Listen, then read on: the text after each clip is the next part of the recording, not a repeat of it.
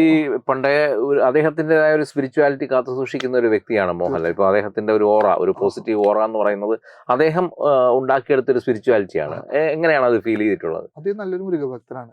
അദ്ദേഹം മുരുകാന്റെ ഒരു പേരുള്ള ഒരു പടം എടുത്തിട്ടുണ്ടെങ്കിൽ അതൊക്കെ ഹിറ്റാ, സൂപ്പർ ഹിറ്റാ. അത് നോക്കിയറിയാം. അത് മറ്റേ രാവണപ്രഭുലെ കാർത്തികേയൻ, പുലിമുരുകനിലെ മുരുകൻ, നരനിലെ വേലായുധൻ, തുടർന്ന് ഷൺമുഖം.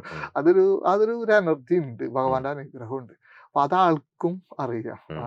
അപ്പൊ നല്ലൊരു മുരുകഭക്തനായിട്ടുള്ള, നല്ലൊരു സ്പിരിച്വൽ ആയിട്ടുള്ള, ഭയങ്കര ഓറയുള്ള ഒരു സ്പിരിച്വാലിറ്റി കടന്നൊരു മനസ്സിന് പെട്ടെന്നൊന്നും ബാധിക്കില്ല. അത് നടക്കണത് നടക്കും.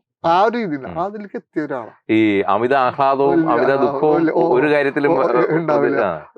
ഒരാളെ ചീത്ത പറഞ്ഞ ആയിക്കോട്ടെ, നല്ലത് പറഞ്ഞ ആയിക്കോട്ടെ, ആ ഒരു മാനസികാവസ്ഥയില് അതൊരു സ്പിരിച്വൽ കടന്ന ഒരാൾക്കേ പറ്റുള്ളൂ. ആ ഒരു സ്റ്റേജിൽ എത്തിയ ആളാണ് ലാലേട്ടൻ.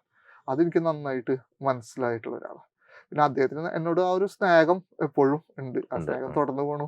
സന്തോഷമായിട്ട് പോകാൻ സാധിച്ച് അത് എന്താ പറയാ, അത് രസമാണ്. തുടരും സിനിമയുടെ ലൊക്കേഷനിലാണ്.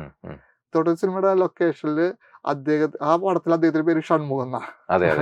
അപ്പൊ അത് കഴുത്തിലൊരു മുരുകന്റെ ലോക്കറ്റ് ഒക്കെ ഉണ്ടാ കഥാപാത്രം. ആളാണ് അത് ചെയ്യിച്ചത്. സ്ക്രിപ്റ്റിൽ ഉണ്ടായിരുന്നില്ല. ആള് ചെയ്തു.